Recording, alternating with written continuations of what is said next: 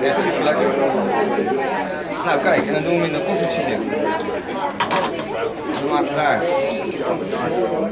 Kijk, dan de koffie er vers uit, maar even hier filmen, dat is veel meer. En dan met melk en dan maken we cappuccino's van en alles. Dus,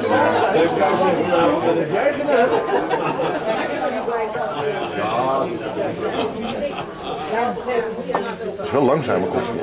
Maar hoe langzamer hoe beter heb ik wel eens ik kan net gehoord. zeggen, ja. Goede koffie, dat duurt gewoon heel lang. Ja. Wat goed is, komt niet snel.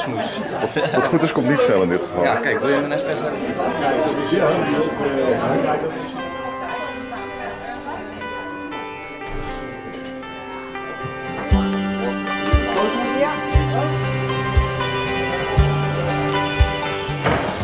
Raymond, waar moet je nou op letten bij zo'n winterscan? Wat doe je nou allemaal? Hele lijst doorlopen. Wat voor lijst heb je dan?